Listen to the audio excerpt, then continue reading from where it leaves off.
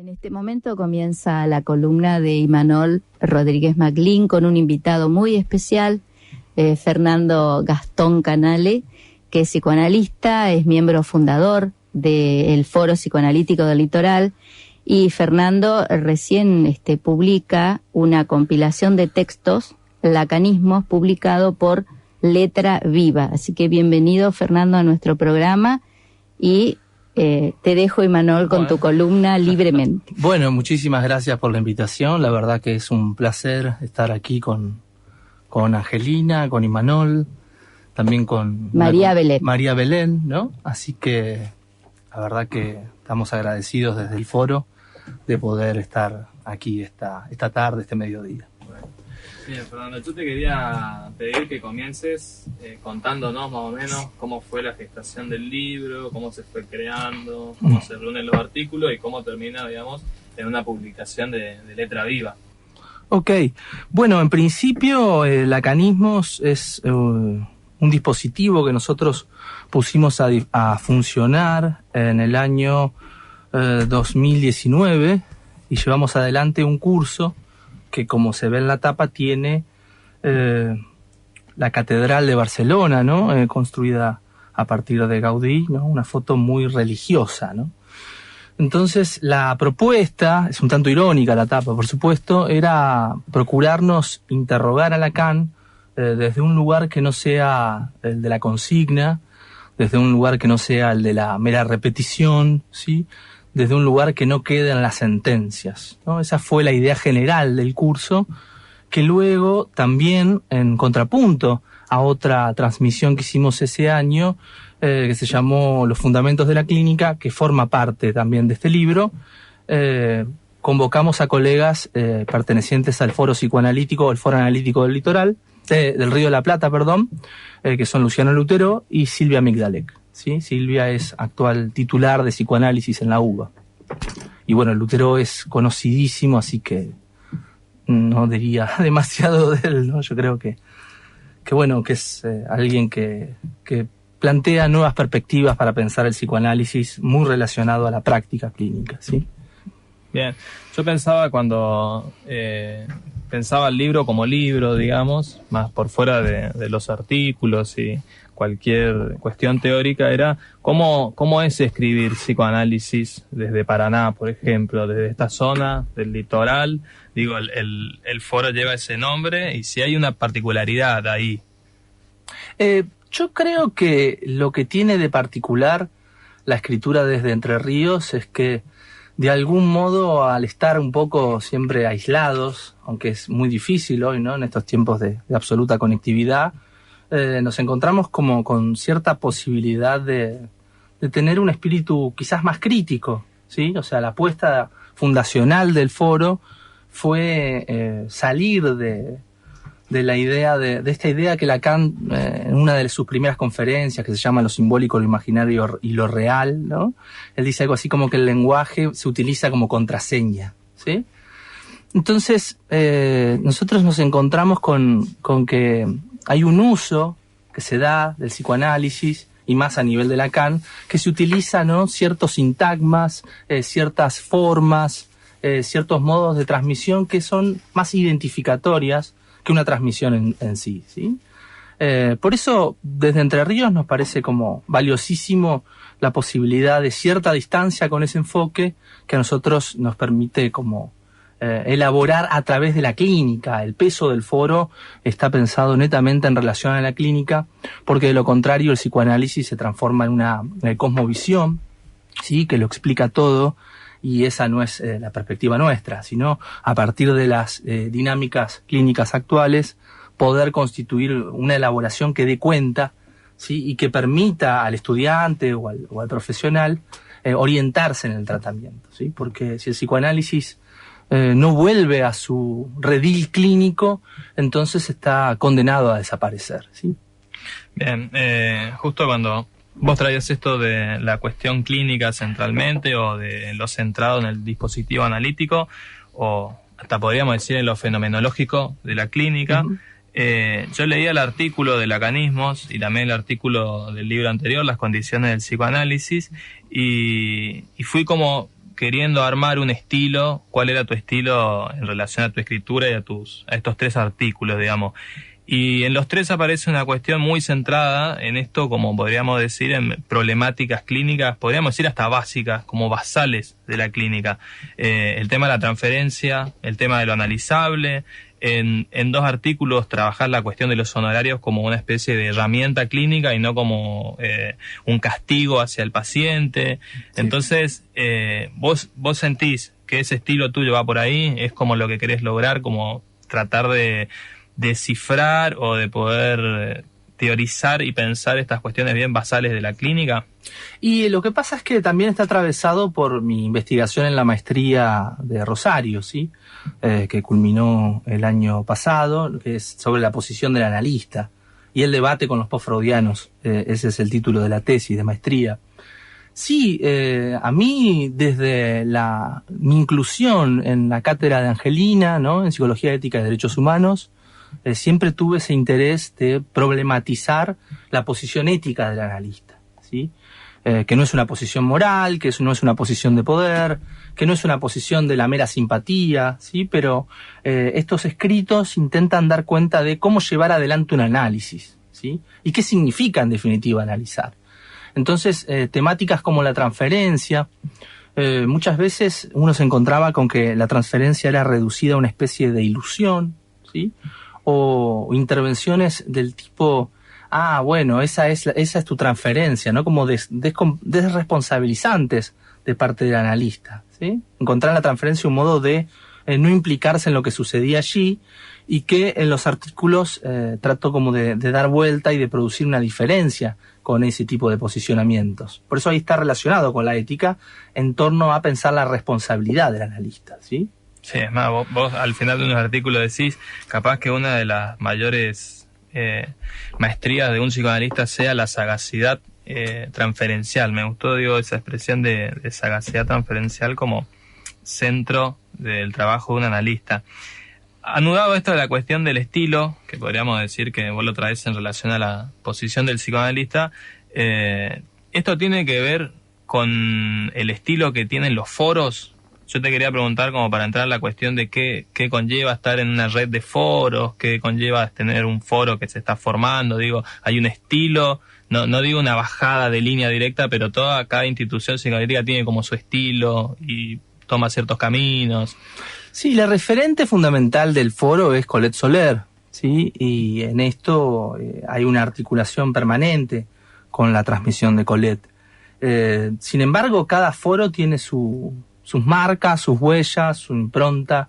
No podría representarte, ¿no?, aquí cuál es la impronta general de los foros. El nuestro es un foro de una discusión permanente, somos... como alguna vez nos dijo Silvia Migdalek, ¿no? Ustedes los entrerrianos siempre tienen el cuchillo, ¿no?, entre los dientes, así que, bueno, es nuestra forma, digamos, ¿no? Por eso el laburo es de escritura, que la escritura y la lectura, de algún modo, hoy estaba pensando justamente en esto, ¿no?, de cómo la escritura es un contra, ¿no?, es un contra sí mismo, ¿sí? Porque cuando uno comienza a escribir tiene ideas iniciales, tiene ciertos valores, tiene ciertas formas, perspectivas en juego, pero luego cuando las empieza a poner, ¿no?, sobre el teclado, lo que sucede es como una especie de asombro, ¿sí?, de descubrimiento, de división, ¿sí?, de sorpresa ante eso que aparece escrito, ¿no? Porque yo creo que la escritura, si no es contra lo que uno trae inicialmente, si no es contra sí mismo, es infértil, ¿sí? Entonces, en ese sentido es similar al análisis. Y lo mismo en la operación de lectura, porque operar una lectura no es pasar los ojos sobre el papel, sino que justamente la posibilidad de construir allí una dimensión de lo dicho por un autor que de algún modo permita producir un campo de interpretación, un campo de una coordenada práctica, pero al mismo tiempo supone un espíritu crítico, ¿sí? Es como esta idea, ¿no?, de que si el libro está como maltratado, ¿no?, deshojado, escrito por todos lados, ahí realmente hay un lector, ¿no? Cuando uno es muy respetuoso, ¿sí?, con los libros, con los grandes autores, lo que hace es no producir una lectura, sino meramente una especie de no sé, de podio en donde uno va venerando al otro. Y esa no es la transferencia que nosotros tenemos con Lacan ni con Freud, ¿sí? Sí, hay que poder siempre escribir la lectura, digo yo, va por ese lado. Que en el mismo momento de materializarse,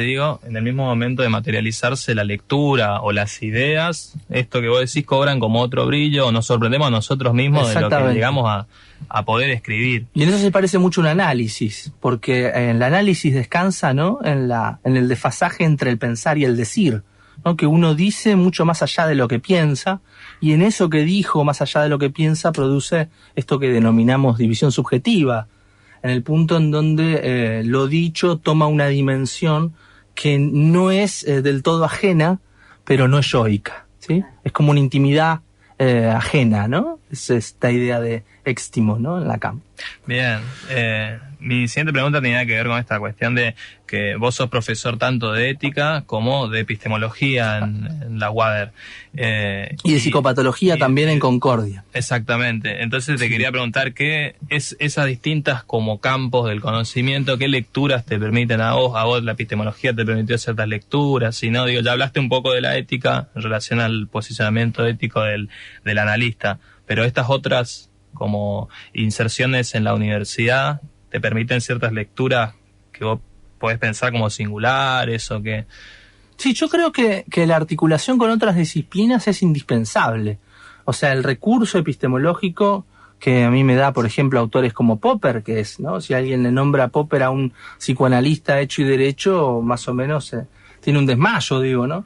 Pero como Thomas Kuhn, ¿no?, como distintos enfoques que a mí me parecen que son válidos y que uno tiene que tratar de discutir con los autores, ¿sí?, que dialogar con los autores. Es muy fácil rechazar a Popper sin entablar un diálogo o una discusión con él. Entonces a mí me brinda la epistemología elementos para pensar la disciplina teórica del psicoanálisis y para, de algún modo, revisar ciertos conceptos, ¿sí?, que muchas veces se sostienen en el principio de autoridad, en un Freud dixit o en un Lacan dixit, es decir, Lacan o Freud lo dijo, pero no carecen no de fundamentación, pero sí carecen de cierto rigor, ¿sí?, que la práctica misma va desarmando, ¿no? Por eso yo, en el texto Lo analizable, lo primero que pongo a jugar es cómo Freud se separa de pensar el psicoanálisis, o cómo Freud critica la idea de un psicoanálisis reducido a una cosmovisión. Pensar que el psicoanálisis no es una cosmovisión implica pensar que el psicoanálisis no lo explica todo, ¿sí? Implica dejar grietas, agujeros, ¿no?, impases abiertos para que la práctica permita una reformulación de la teoría. Es decir, que si nosotros no creemos explicar todo y no dejamos esas hendiduras abiertas que la práctica nos demuestra, lo que hacemos es sostener una teoría que va a terminar muerta, ¿sí? Sí. Así que la misma práctica es lo que dinamiza, ¿no?, esos obstáculos que aparecen, es lo que dinamiza el psicoanálisis que nosotros intentamos, pero también es lo que dinamiza a Freud en su teorización. El concepto de transferencia aparece a partir de un obstáculo en la práctica, ¿sí?, a partir de asombrarse y de asomarse a ese tipo de problemas. Sí, de preguntarse por qué está pasando esto que pasa, sí, digo, cómo funciona esto que está funcionando en este momento. Y de ahí teorizarlo, ¿sí? Exactamente. En ese artículo vos tenés una cita de Freud que dice: a veces una pipa es solo una pipa, y yo pensaba en cómo en tu artículo se ve fuertemente cómo el posicionamiento del psicoanalista es el que transforma a veces las cosas insignificantes. Digo, a veces tal vez los signos son signos, y esta cuestión, digo, yo tomo posición como analista teórica y éticamente para transformar esto en un significante que se va a volver opaco y sobre el que hay que trabajar. También quería hablar como de otras ramas tuyas, y pensaba en que vos escribís mucho en Facebook, por ahí ciertas lecturas de la actualidad o ciertas lecturas sobre el psicoanálisis, y te quería preguntar eso, ¿qué te permite leer el psicoanálisis a vos? Digo, como herramienta de lectura, si pensamos el psicoanálisis, por ejemplo, como una lupa, digo, como una herramienta de lectura, ¿qué permite leer el psicoanálisis? El psicoanálisis al psicoanalista, por ejemplo, que lee la realidad o que lee ciertos fenómenos, ¿qué le permite que no pueda leer, por ejemplo, un sociólogo o otra disciplina, digamos? Bueno, hay una pregunta bastante fuerte de Imanol. Me parece en principio que hay algo del orden del psicoanálisis o un postulado que es fundamental, que es instituir otro modo de pensar la subjetividad, ¿sí? Claro. Esto implica, de algún modo, lo que Freud llama renunciar a las premisas de la psicología de la conciencia. Hay un montón de fenómenos que se analizan a nivel de la voluntad, por ejemplo, ¿sí? Y que de algún modo no permiten desarticular, o mejor dicho, deconstruir aquella trama, ¿sí? Lo analítico tiene muchas veces que ver con poder descifrar, construir una trama que es subyacente a los fenómenos. Por eso Lacan estaba de algún modo articulado a Lévi-Strauss, ¿no? Y Lévi-Strauss al marxismo y al mismo Freud. Entonces, desde ahí hay una búsqueda de la estructuración de los fenómenos, ¿sí? En donde lo inconsciente tiene un lugar fundamental. En relación a la sociología, yo estaba trabajando fuertemente el texto de Bauman, ¿sí? Modernidad líquida. Sí. Y entonces él tiene un enfoque, digamos, que evidentemente pertenece a su campo, donde habla de la liquidez de los lazos, donde habla de estas figuras, ¿no? Del consumo como modo de tratar de subsanar el agujero existencial y angustiante, ¿sí? Donde todo parece, ¿no? Quedar diluido, ¿no? Ahora, si bien esto es cierto y esto produce afectaciones en el modo de subjetividad, también cuando uno habla en un consultorio, cuando uno habla, o cuando se habla, mejor dicho, vaya a saber quién habla ahí, en un consultorio aparece una dimensión que no es, ¿no?, reductible a lo sociológico, ¿sí? Uno se encuentra en la clínica que muchos pacientes, más allá del amor líquido, ¿no? Porque Bauman todo lo liquida, en definitiva. Sí, tiene un libro que se llama El amor líquido, claro, sí. La maldad líquida, sí. ¿no?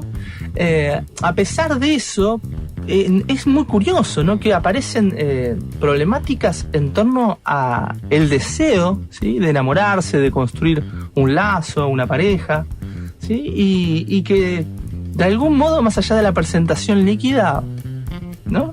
hay algo que sorprende, ¿sí? Que no se agota en la dimensión sociológica, porque uno puede decir, bueno, hoy todos están con todos, ¿no? Y eso, en verdad, muchas veces causa angustia, ¿sí? No digo que siempre, pero... Bueno, tenemos que ir cerrando el programa. Esperamos tenerte de nuevo aquí porque realmente sos muy claro, muy didáctico. Bueno, en el mejor gracias, sentido del término de la didáctica.